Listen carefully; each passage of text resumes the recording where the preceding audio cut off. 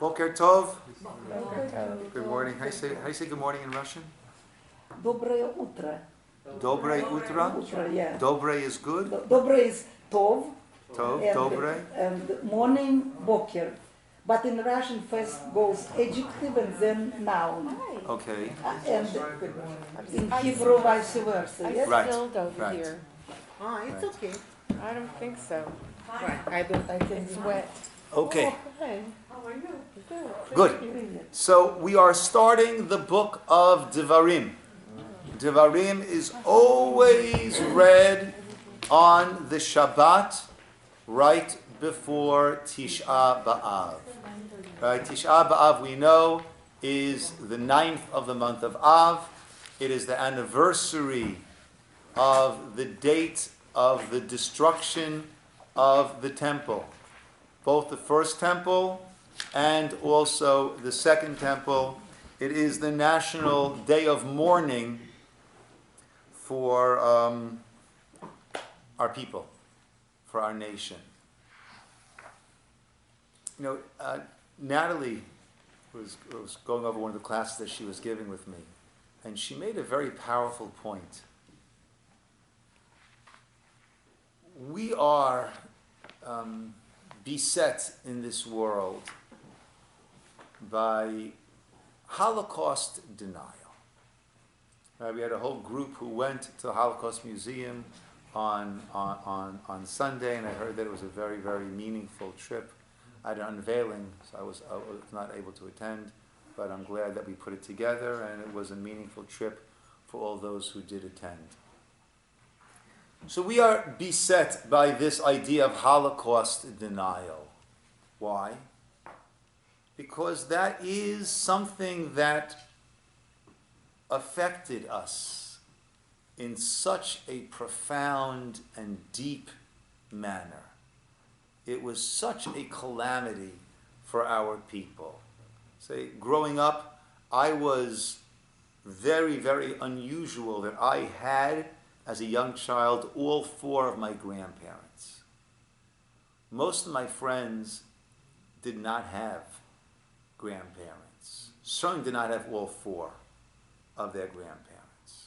In the Soviet Union, we didn't even know this word and never heard about this. The Holocaust. Yeah, that people were killed in concentration camps, Right.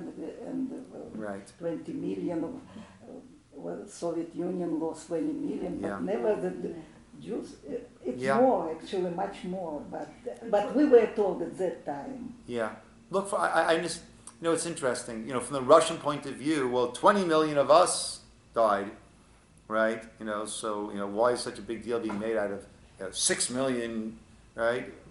But there is a fundamental difference in that 20 million died in war. Yeah. As opposed to millions being killed as an attempt to exterminate, right? Pulling people out of their homes, men, women, children, right? Not to minimize the tragedy of 20 million in a war. But the point Ali was making, I think is a very powerful point. We are troubled by people forgetting or denying our history. So we have to make sure that when it comes to Tisha B'Av, we ourselves don't become history deniers in ignoring that day, in minimizing that day, in disregarding that day. The same way that it troubles us when our history is being denied, when it comes to Holocaust, we have to be so careful that we ourselves also don't fall into that trap of disregarding our history. Because certainly we are who we are as a result of all that we as individuals and as a nation have gone through.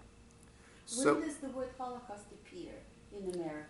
When did Look, I'm not focusing so much on the word Holocaust. I'm talking about the event, right? We've named it the Holocaust, right? In Hebrew, the Shoah, right? But What does it mean? Catastrophe? yes, Catastrophe. a catastrophe of catastrophes. Like full destruction. Right. The worst. Yes. So,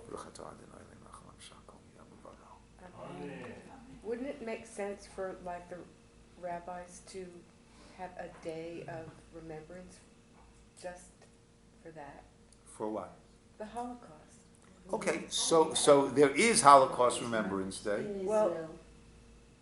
In I Israel. mean like a religious day.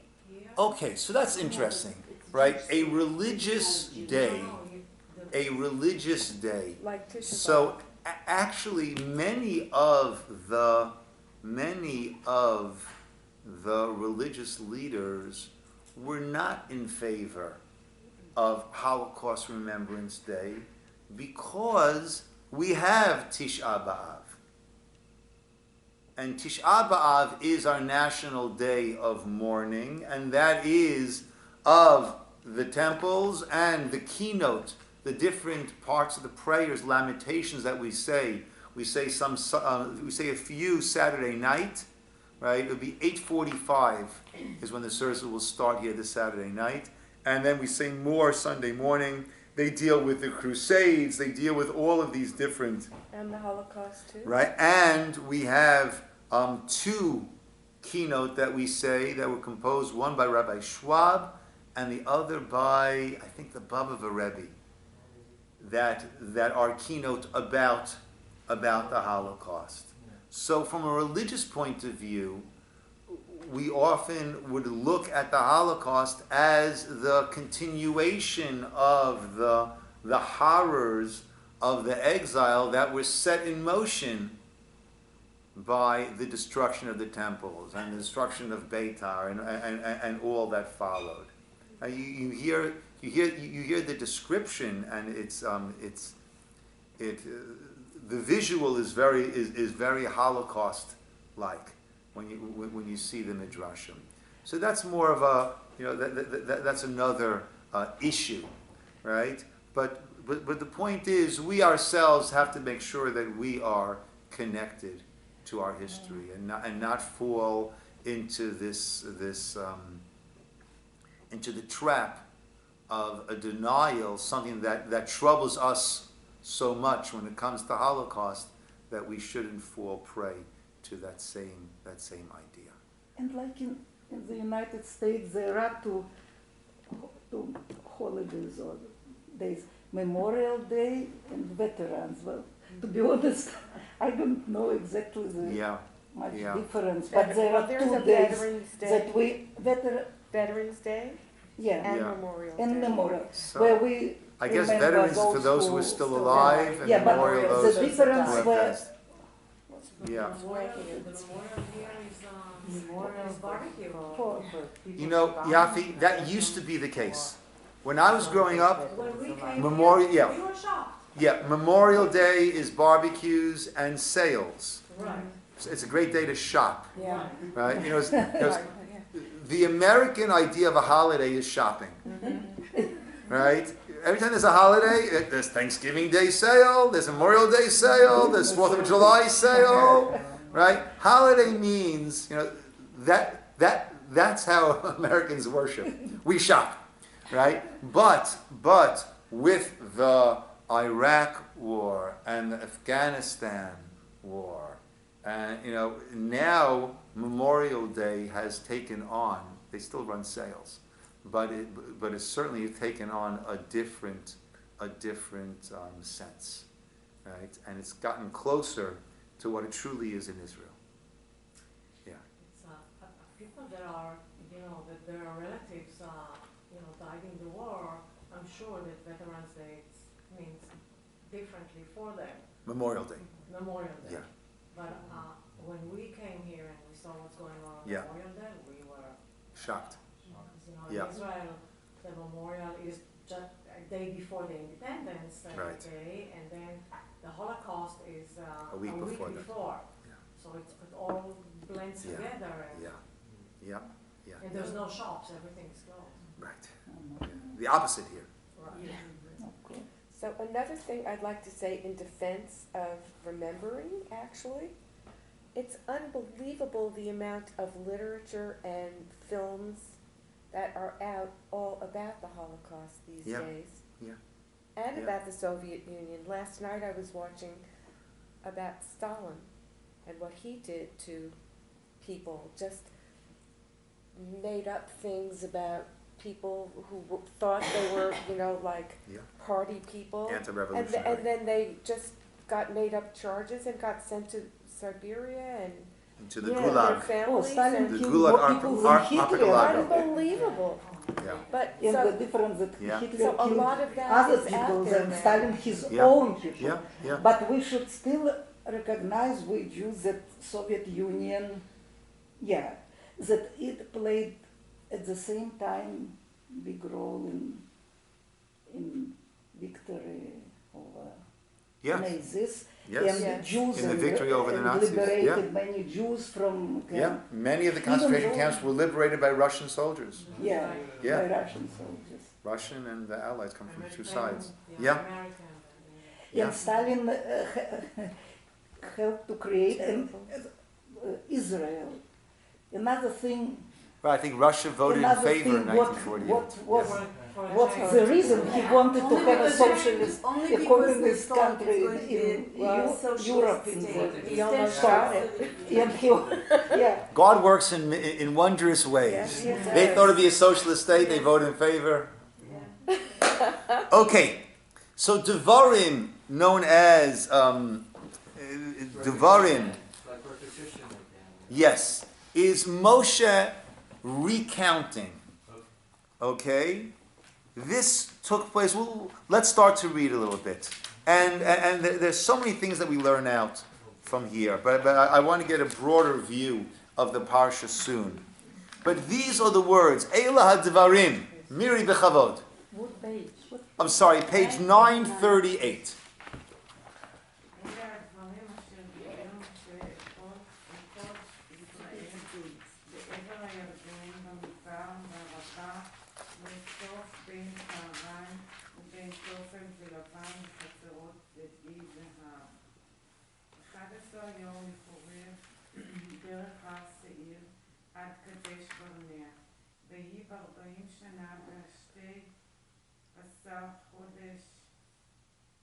באחד החודש דיבר משה על בני ישראל, בחודש אשר ציווה אדוני אותו אליהם. Beautiful. In English, please.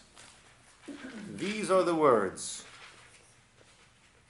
Linda. These are the words that Moses spoke to all Israel on the other side of the Jordan concerning the wilderness, concerning the Arabah, opposite the Sea of Reeds, between Paran and Tophel, and Laban, and Hazeroth, and Dizahab, 11 days from Horeb, by way of Mount Seir, to Kadesh Barnea. It was in the 40th year, in the 11th month, on the first of the month, when Moses spoke to the children of Israel. According. Just one more line. Just finish that verse. According. According to everything that Hashem commanded him to do. Okay. So Moshe here is giving a recount. These are Moshe's speeches. When is this taking place? On the first day of the 11th month of the 40th year, from the time that we left Egypt. What is the 11th month? Which is the 11th month? Ella? Before Rosh Hashanah, you mean? Adar, yeah. Shvat. And what month is that? That is the month of Shvat. Which is? Where, I don't know. It comes out around February, March. Okay? Now, right, that's a whole different issue. Right? Rosh Hashanah is the start of the year, but let's see, how are you? But it is the 7th month. We start counting our months from Nisan. That's the time, Passover month, and that's when the Torah says, "Chodesh Lachem Rosh Chodashim." This month is for you to be the first of the month, and that way, whenever we are counting months, we are always coming back to the Exodus from Egypt. So the 11th month is the month of Shvat. When did Moshe die? Adar. Which day of Adar? Zayin Adar. The 7th day of Adar. Adar is after Shvat or before Shvat? Is after Shvat. The month immediately after Shvat. So the entire book of Devarim is taking place on the last 47 days of Moshe's life. All of these talks. Now, Moshe is giving them some veiled reproof, some veiled rebuke. Because as Rashi points out in the very first verse, between Paran and Tophel and Laban and Chatzerot and Dizahav, many of these are non-places. So we're listing places, but they're not places. They are references to events that took place, where the calf, the golden calf, the complaints, complaining about the man, complaints about the water, the spies. These are thinly veiled rebuke. And we see that when we have to rebuke someone, we have to be so careful about their honor, about their self-respect. Because if a person feels they're being attacked, they immediately go on the defensive, and their shield goes up, and anything of value that you have to say is going to simply bounce off of them. You always have to maintain the respect, right? Rebuke, right? If even a child should not be done in front of other people, right? It's got to be done in a way, right? When the pasuk says, "Hocheach tochiach et amitecha, v'lo tisa alav chet." In the very verse that it says, "You shall rebuke your friend, but don't carry upon it a sin," meaning don't do it in a way that is considered to be a sin. A chet, right? So we see the rebuke that's being given is being given in a very respectful manner. Where are they now? 11 days from Chorev, meaning 11 days from Mount Sinai. It's been 40 years, but we've 11 days travel. So what is Moshe telling them by emphasizing the distance and the time that has lapsed? What's Moshe pointing out to them? What's he emphasizing to them? Why has it taken 40 years? Why after 40 years are we still only 11 days travel from where we started? Because of the sins. Because of which sins? Correct. Particularly, specifically, Spies. the spies. Specifically the spies. Right? We should have been in Israel long, long, long ago. But you panicked. When the spies came back with their derogatory report about the land of Israel, you panicked. And you said, we won't. We can't. We'll get killed. You doubted God, you doubted yourselves, and that's why 40 years later, you're 11 days' journey from where you started. And keep in mind, this is 40 whatever days, said 46, 47 days before Moshe's death, after which what is going to happen? We're going to go into Israel. So Moshe needs to set the stage for them. Don't do that again. Right, now is our next chance, make sure that you don't repeat the mistakes of last time. Acharei, verse 4 on page 940, 941. After they hit Sichon, the king of Amori, they beat him.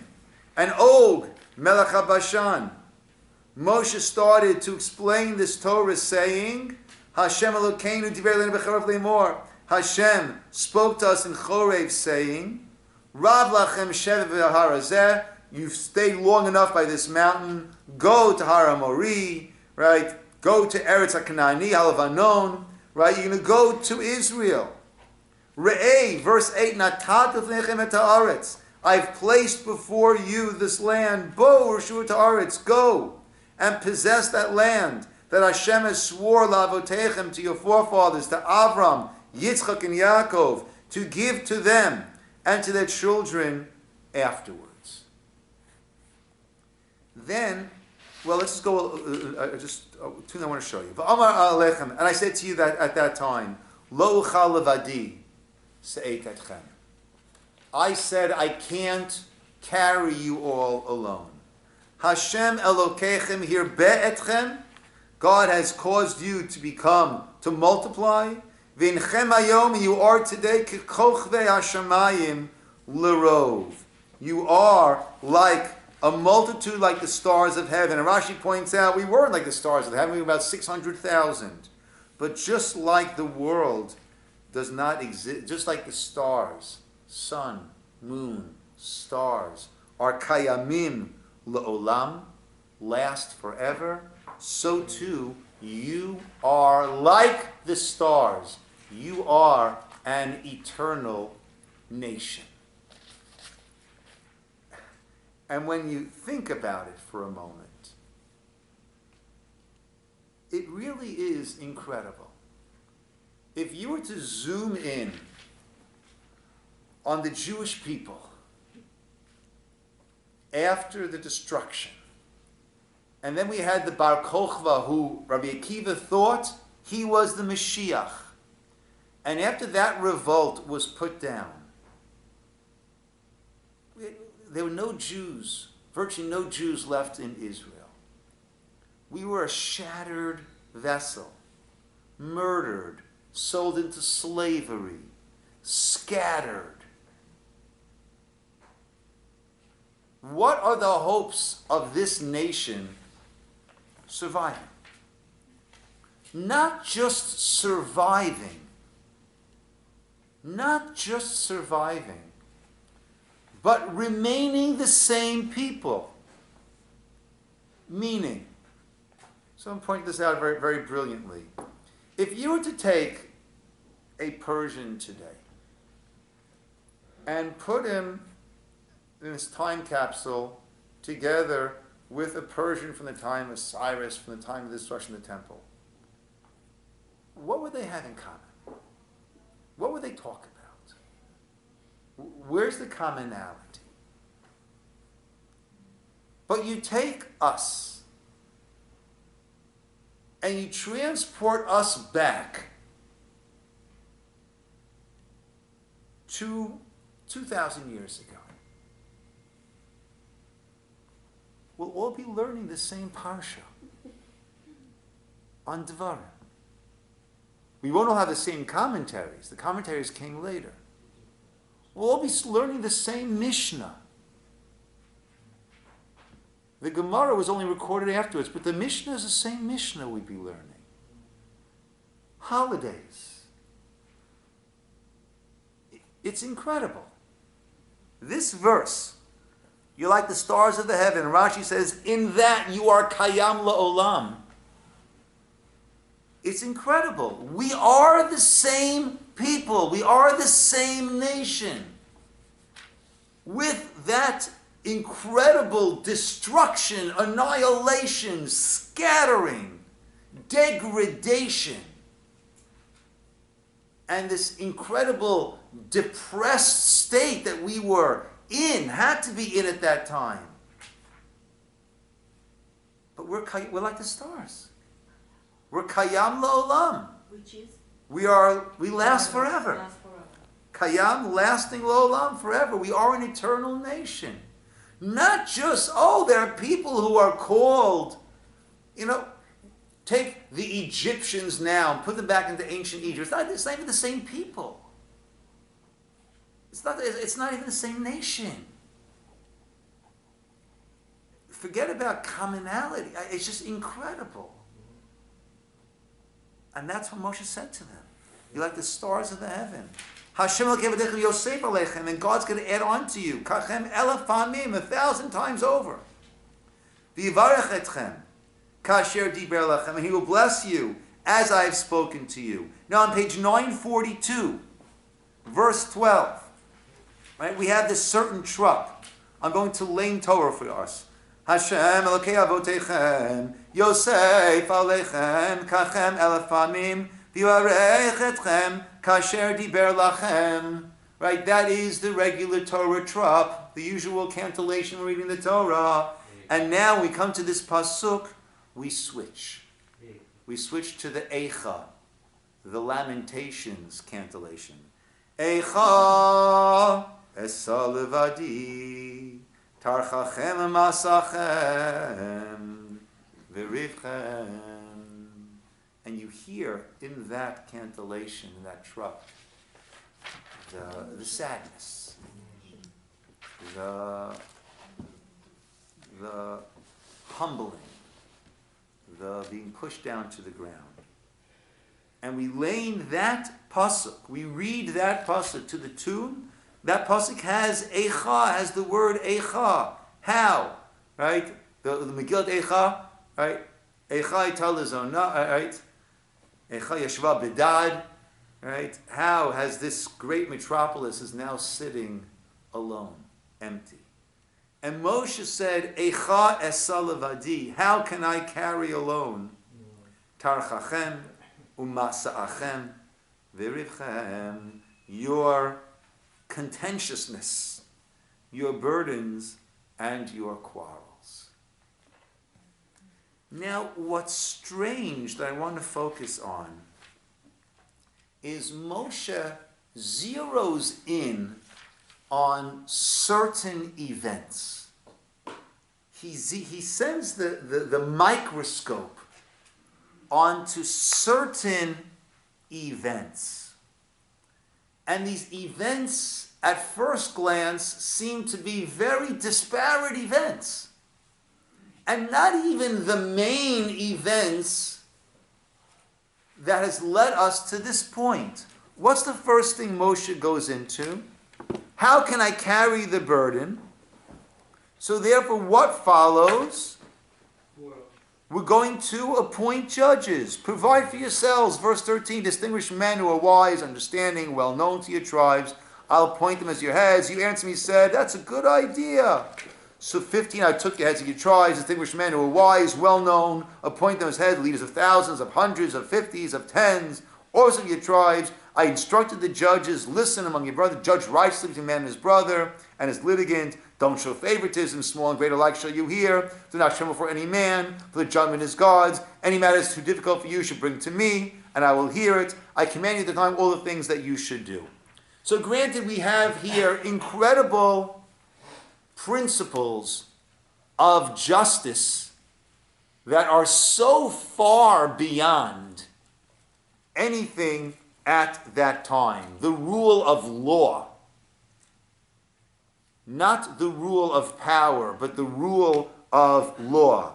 And judge righteously, man, brother, no favoritism, a great person, a simple person, a wealthy person, a poor person, a powerful person, a frail person. Don't be afraid of any man. Judgment is God's, right? Incredible, incredible principles of justice. But why are we focusing on this whole episode of appointing judges? What's the next episode that we focus on? So I want to take this first in English from verse 19. We journeyed from Horeb.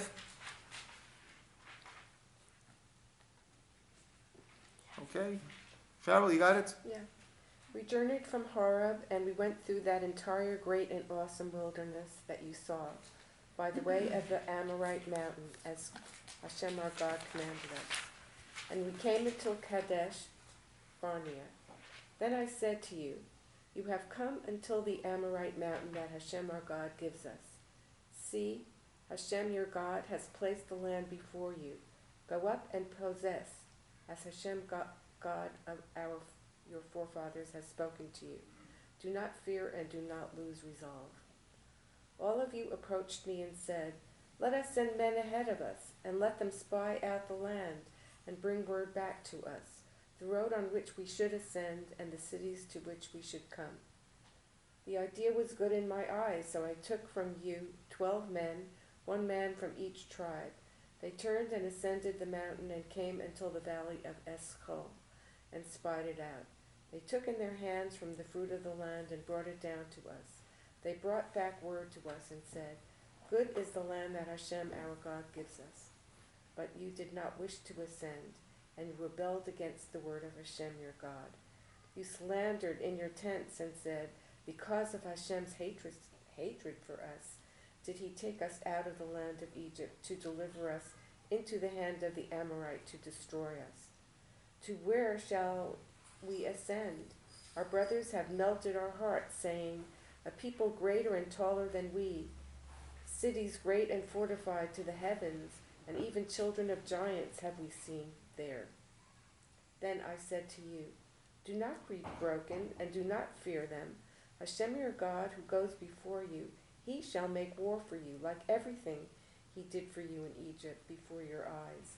And in the wilderness, as you have seen, that Hashem your God bore you, as a man carries his son, on the entire way that you traveled, until you arrived at this place. Yet, in this matter, you do not believe in Hashem your God, who goes before you on the way, to seek out for you a place for you to encamp, with fire by night, to show you the road that you should travel, with a cloud by day. Okay, and the rest of this whole page continues with the repercussions of the sin of the Meraglim. Okay? The next thing Moshe mentions on page 949. So we have the whole idea of the judges. We have the Meraglim. What hasn't been listed over here? Right? If we're talking about mistakes that were made, right? There you go, the calf. Right? Mm-hmm. Right? That's not being mentioned. What's the next thing that Moshe mentions? Take that again in English on page 949. Right? So let's go from verse 2. Right, Kathy, you want to take that? Sure. Hashem said to me, saying, enough of your circling this mountain. Turn yourselves northward. You shall command the people, saying, you are passing through the boundary of your brothers, the children of Esau, who dwelt in Seir. They will fear you, but you shall be very careful. You shall not provoke them, for I shall not give you of their land even the right to set foot. For as an inheritance to Esau have I given Mount Seir. Good. And then jump down to 9. Okay. Hashem said to me, you shall not distress Moab, and you shall not provoke war with them, for I shall not give you an inheritance from their land. For to the children of Lot have I given Ar as an inheritance. The Emim dwelled there previously, a great and populous people, and tall as giants. But in the end it was given to Lot. So all of a sudden we're talking about Esav. Haven't heard about him for a while. Mm-hmm. Right? And then even more, retro. Let's go back to Lot. Right? Going back to Lot. Why is Moshe going into Esav? Going in to Lot? And then, lastly, right, so we need to start marching towards the land, right? And finally, page 953. Yeah. Let's go from verse 31. Linda, you want to take that for us? Linda, you want to take that for us? Hashem said to me, see, I have begun to deliver before you, excuse me, Sihon and his land. Begin to drive out to possess his land. Sihon went out toward us, he and his entire people, for battle to Jahaz. Hashem, our God, gave him before us, and we smote him and his sons and his entire people. Okay, and now jump down to 1, chapter 3, verse 1. Okay, we returned and ascended by way of Bashan, and Og, king of Bashan, went out toward us, he and his entire people, for war at Edrei. Hashem said to me, do not fear him, for in your hand I have given him, and his entire people and his land, and you shall do him as you did to Sihon, king of the Amorite, who dwells in Heshbon. Hashem, our God, gave into our hand also Og, king of Bashan, and his entire people, and he smote him until no survivor was left of him. We captured all of his cities. Okay, right? And the very last thing of our Parsha is the inheritance of Reuven, Gad, and half of Manasseh. What was that about? And we had that back? They wanted to stay on. Right, they wanted to stay. And Moshe at first said to them, what, are you trying to weaken the hearts of the rest of the people? Is this the Empire Strikes Back, the spies strike back? Is this part 2 of the spies? And they said, no, we don't understand, right? We will go, we will lead the battle. We won't come back until everyone is all settled. And Moshe agrees to Reuven and Gad, and then he slips in Manasseh. Half of Manasseh, half of the tribe of Manasseh was split between the two places. Why does he slip in Manasseh? So some say, well, the land that was there was too big for just 2 tribes, so therefore in order to make it a proper division, it needs to be for another half, so he took half of Manasseh. But others explain that it was more than that. And that Moshe was afraid that the nation would be split up and become 2 different nations. Therefore, he took one tribe and split them, half here, half there. And that would ensure the unity. So that's the last thing mentioned. And let's just see the last few verses now of the Parsha. Right? Chaf Aleph in Hebrew first. Take that for us, Yafa, please. Yafi. Page 956. Pasuk Chaf Aleph. 957, verse 21. ואת יהושע ציוויתי בעת ההיא לאמור, עיניך הרואות את כל אשר עשה השם אלוהיכם לשני המלכים האלה, כן יעשה השם לכל הממלכות אשר אתה עובר שמה. לא תראו, כי השם אלוהיכם הוא הנלחם לכם. Good. In English, I commend Yeshua at the time, saying, your eyes have seen everything that Hashem, God has done to these 2 kings. So will Hashem do to all the kings where you cross over. You shall not fear them, for Hashem your God, He shall wage war for you. So these last 2 psukim give us the idea of what was Moshe concentrating on in this parsha. He was strengthening them for the entry to Israel. Right? We know they're going to make it to Israel. We know all that. But this is before that's happened. And here we are, the children of Israel, about to enter. We had the sin of the spies that propelled us backward for 40 years. And now we are about to enter. So with that in mind, let's look back at these 5 points, 5 aspects that Moshe emphasized in this talk. And they seem to be all over the place. There's appointing judges, there's the spies, there's Esav and Lot getting, right? Be careful when you go through their lands. There's the battle with Sichon and Og, and there's Reuven, Gad, and half of Manasseh. Seemingly 5 very disparate events. And let's see that unifying thread that runs through all of these.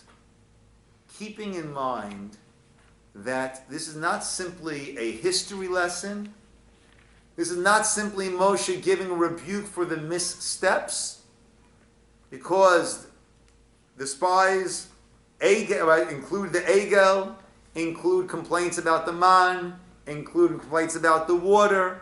There's plenty to talk about.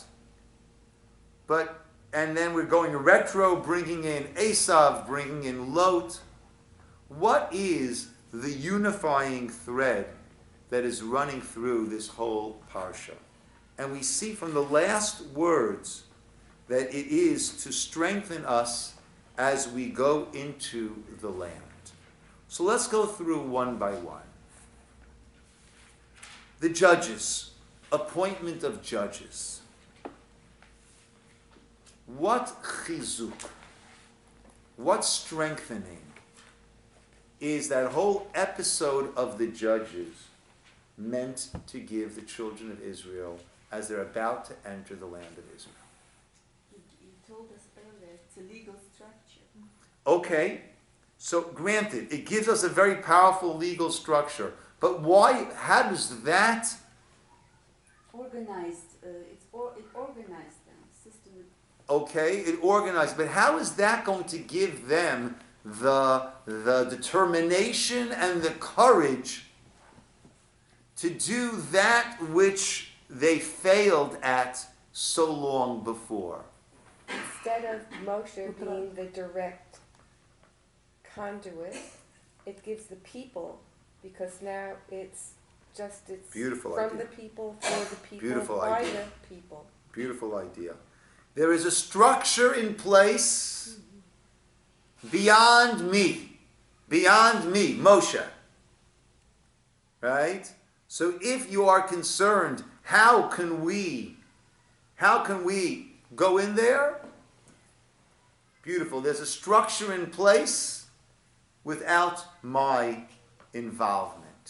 Right? I mean, I'm at the top at this point, but there's a whole procedure, there's a whole structure in place, there's a whole organization. Dov, what did you want to say? Well, I was going to say, they have to learn to listen and do. Okay, good. Have to learn to listen and do. Also, why is it that Moshe said, right, that I can't handle you? He mentioned Tarchachem, but look back to verse 11. Right? Hashem has made and multiplied you. Behold, you are today like the stars of heaven in abundance. Right? That was on page 941. Look what you've turned yourselves into. You've become this great, big nation. As you said before, this nation with a destiny. Right? And therefore, yes, you can. What's the next thing that Moshe focuses on? That we understand. The next thing he focused on, the bottom of 943, was the spies. Right? You were here before. And you tripped. You hesitated. You turned your backs. It was here for the taking before, and you misstepped, and then you lost that opportunity. Right? There were the ma'apilim. There are those who said, oh, we were wrong, let's go now. And Moshe said, it's too late. You've missed your opportunity. So you had the opportunity, you missed it, you tried to correct it.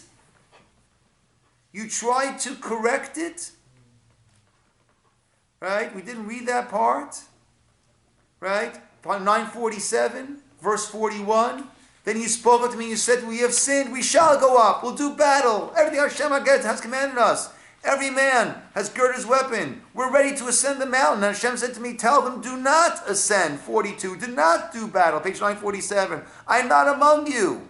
You will be struck down by your enemies. You did not listen. 43. You rebelled against the word of Hashem. And you were willful and climbed the mountain. And the mighty who dwell on the mountain went out against you, pursued you as the bees would do. They struck you in Seir. Right? Then you retreated and wept. You had your chance. You faltered. You didn't have the faith in God. You didn't have the faith in yourselves. You tried to go when it wasn't time. That was unsuccessful. Now it is time. Now the time has come. Right? Now is the time to do it. You know, the proverbial coach in the locker room during halftime. Right? This is your moment! That's the second part that Moshe speaks about. 949.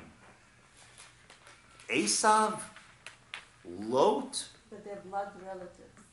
blood relatives who, what's happening over here? You're passing through, verse 2, 949, you're passing through the boundary of your brothers, the children of Esav, who dwell in Seir. You shall not provoke them. I shall not give you of their land, even the right to set foot. For as an inheritance to Esav have I given Mount Seir. Purchase food, right, etc., etc. What's the emphasis over there? Lot. Right? For the children of Lot have I given Ar as heir, as an inheritance. What's being emphasized over here? Do not. That's not the land we're going to. Okay, that's on the negative. What